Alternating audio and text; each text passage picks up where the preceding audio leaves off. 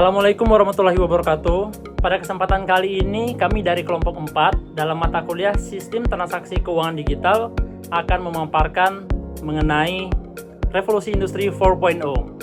Berikut adalah beberapa poin pembahasan yang akan kami paparkan. Sebelum masuk kepada topik pembahasan, izinkan kami sebelumnya untuk memperkenalkan anggota kelompok dari kelompok 4. Saya sendiri Rifki Anugrah. Saya Elvira. Saya Dinda Yulia Rahmadanti. Nama saya Muhammad Rehan Yulipananda. Kenalkan, saya Gita Judesa Fitri. Saya Fazrin Alfala. Saya Aulia Fitri. Saya Fedrian Swandi. Saya Afzal Rizky Ilmani. Sebelumnya saya akan menjelaskan definisi Revolusi Industri 4.0. Revolusi Industri 4.0 adalah transformasi industri yang menggabungkan teknologi digital, kecerdasan buatan, dan otomatisasi. Revolusi ini mengubah cara hidup, cara kerja, serta cara berinteraksi. Revolusi 4.0 ini sendiri muncul di abad ke-21 dengan ciri utamanya adalah penggabungan antara informasi serta teknologi komunikasi ke dalam bidang industri. Industri 4.0 dapat menciptakan sistem produksi yang lebih efisien, fleksibel, dan juga terhubung.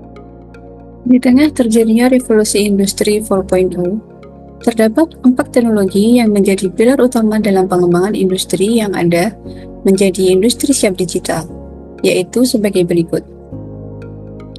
Teknologi yang pertama dalam revolusi industri 4.0 adalah Internet of Things atau IoT. IoT memungkinkan perangkat saling terhubung dan berbagi data secara real-time. Contoh penggunaan IoT dalam kehidupan sehari-hari adalah pada smart home system.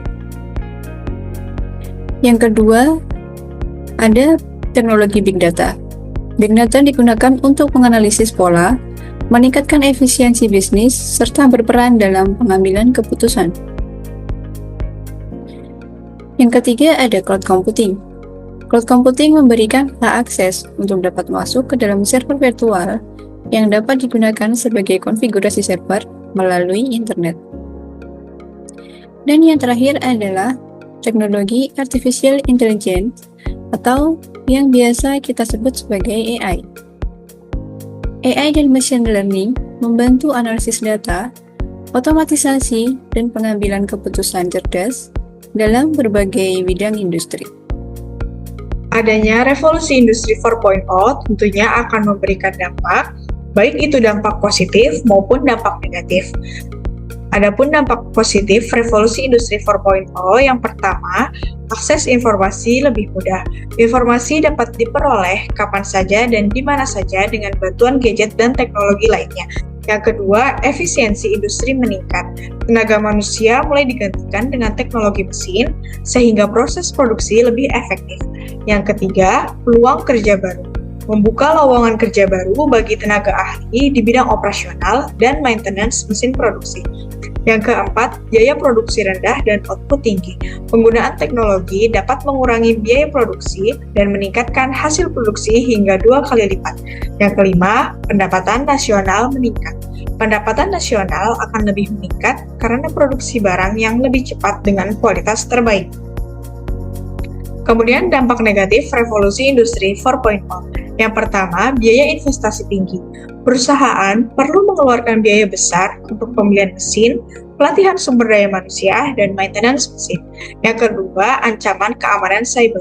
Resiko serangan cyber meningkat karena sistem industri berbasis teknologi dan internet. Yang ketiga, peningkatan urbanisasi. Kota-kota besar mengalami lonjakan penduduk akibat perpindahan tenaga kerja dari daerah. Yang keempat, dampak terhadap lingkungan. Revolusi industri berkontribusi pada peningkatan polusi udara, jumlah limbah, dan dampak negatif lainnya. Lalu implementasi revolusi industri 4.0 di Indonesia. Pada implementasinya, revolusi industri 4.0 di Indonesia ini mencakup beberapa bidang. Yang pertama ada bidang manufaktur. Contohnya ada di Smart Factory di PT Toyota Motor Manufacturing Indonesia. Di PT ini menerapkan Internet of Things dan Artificial Intelligence untuk meningkatkan efisiensi produksi. Lalu sistem otomatisasi dan robotika membantu mengurangi kesalahan manusia dan meningkatkan kecepatan produksi. Lalu yang kedua ada pada bidang transportasi, sistem ERP di PT KAI. PT Kereta Api Indonesia menerapkan Enterprise Resource Planning untuk mengelola operasional dan tiket secara digital. Lalu pada bidang keuangan ada layanan perbankan digital oleh Bank Jago. Bank Jago menggunakan AI dan Big Data untuk menyediakan layanan keuangan berbasis aplikasi tanpa kantor fisik. Lalu yang terakhir ada bidang kesehatan, yaitu telemedicine oleh Halodoc. Halodoc memanfaatkan teknologi AI dan Log untuk memberikan konsultasi dokter secara online. Di era industri 4.0 ini, peluang karir itu berkembang sangat pesat seiring dengan digitalisasi dan otomatisasi di berbagai bidang atau sektor seperti bidang teknologi, analisis data, dan kewirausahaan. Dengan memahami tren teknologi dan mengembangkan keterampilan yang relevan, kita semua dapat meraih kesuksesan di dunia kerja yang terus berkembang. Nah, kemudian selanjutnya ini adalah beberapa keterampilan yang sekiranya itu dibutuhkan di era industri 4.0. Yang pertama itu ada pemrograman, yang kedua analisis data, yang ketiga manajemen sistem digital, yang keempat pemahaman big data, kemudian ada manajemen perubahan dan pemahaman pasar serta pemahaman tren teknologi. Selain ini semua, kita juga perlu memahami pentingnya inovasi dan fleksibilitas. Contoh selanjutnya dari revolusi industri 4.0 yaitu belanja kebutuhan lebih mudah. Contoh di samping yaitu ada masyarakat yang tadinya belanja secara offline, kini masyarakat dapat melakukan pembelian secara online. Karena dengan adanya revolusi industri 4.01 yang telah membawa pengaruh besar terhadap bidang ekonomi dan perdagangan, terutama melalui penggunaan internet yang semakin pesat. Salah satunya yaitu munculnya platform e-commerce yang memungkinkan konsumen untuk membeli barang secara langsung ataupun offline. Platform ini dapat mempermudah penjual dan pembeli tanpa perlu bertemu fisik, sehingga penjual dapat melakukan transaksi semakin lebih mudah.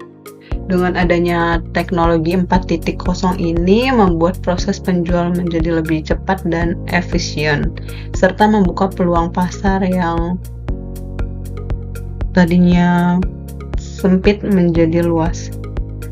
Selanjutnya, saya akan menjelaskan terkait contoh perubahan revolusi industri 4.0 dalam kehidupan sehari-hari di bidang komunikasi. Pada gambar di sebelah kiri, kita dapat melihat bagaimana orang pada zaman dahulu untuk berkomunikasi jarak jauh menggunakan surat yang diketik oleh mesin ketik lalu dikirim melalui pos dengan ditempeli perangko. Proses ini memerlukan waktu yang cukup lama tergantung pada jarak dan kecepatan layanan pengiriman. Sementara itu, di sisi sebelah kanan, perkembangan teknologi dalam era revolusi industri 4.0 telah mengubah cara berkomunikasi secara signifikan. Kini, informasi dapat dikirim dengan cepat melalui email, WhatsApp, atau aplikasi instan lainnya tanpa melalui layanan pos. Hal ini memungkinkan komunikasi yang lebih efisien, instan, dan praktis di kehidupan sehari-hari. Selanjutnya, rekan saya juga akan membahas contoh lainnya dalam perubahan revolusi industri 4.0. Nah, sekarang kita akan bahas salah satu keajaiban revolusi industri 4.0, yaitu produksi barang. Kalau kita bisa lihat di tampilan ini, ya. Dulu, ketika kita merakit mobil, motor, atau ponsel, semua itu harus dengan keterampilan tangan dan ketelitian mata. Sekarang, produksi alat dan mesin kita bisa semakin cepat, murah, dan canggih dengan bantuan akurasi lengan robot dan perancangan produk berbasis modeling komputer AI. Seperti yang kita bisa lihat di skema di bawah ini. Itu mungkin hanya salah satu contoh dari teknologi revolusi 4.0. Mungkin ada selanjutnya dari rekan saya akan membahas lagi. Tantangan dan solusi revolusi industri 4.0. Yang pertama, tantangannya yaitu kurangnya tenaga kerja yang memiliki keterampilan digital. Solusinya, pemerintah dan perusahaan perlu meningkatkan program pelatihan dan sertifikasi digital seperti Digital Talent Scholarship. Yang kedua yaitu kesenjangan teknologi digital antara kota besar dan daerah. Solusinya yaitu mempercepat pengembangan jaringan 5G hingga ke pelosok dan mendorong investasi swasta dalam pengembangan infrastruktur teknologi digital di daerah tertinggal. Yang ketiga yaitu ada keamanan data dan perlindungan privasi. Membuat data pribadi dan perusahaan rentan terhadap serangan cyber seperti hacking, phishing, dan kebocoran data. Solusinya yaitu pemerintah membuat undang-undang perlindungan data pribadi, perusahaan meningkatkan keamanan cyber dengan enkripsi data, firewall, dan sistem deteksi ancaman cyber, dan juga mengedukasi masyarakat bagaimana cara menghindari serangan cyber. Lalu yang terakhir ada adaptasi regulasi yang lambat. Peraturan yang ada seringkali tidak cukup cepat dalam mengakomodasi perkembangan teknologi baru seperti AI, blockchain, dan fintech. Ini menghambat inovasi dan investasi di sektor teknologi.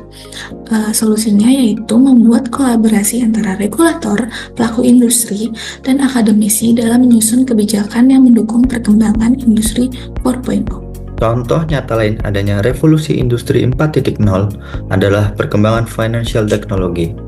Di era digital seperti sekarang, teknologi finansial atau fintech semakin mempermudah transaksi pembayaran sehari-hari. Contohnya, kita tidak lagi perlu membawa uang tunai kemana-mana karena adanya layanan dompet digital seperti GoPay, Kris, maupun OVO. Saat membeli kopi di kafe atau membayar parkir di mall, kita cukup memindai Kris untuk melakukan pembayaran secara aman dan cepat. Selain memberikan kemudahan bagi konsumen, fintech juga membantu bisnis dalam mengelola keuangan. Dengan pembayaran digital, transaksi lebih transparan dan pencatatan pendapatan dapat lebih rapi. Demikianlah pemaparan dari kami kelompok 4 mengenai revolusi industri 4.0. Terima kasih atas segala perhatiannya, mohon maaf atas segala kekurangan. Assalamualaikum warahmatullahi wabarakatuh.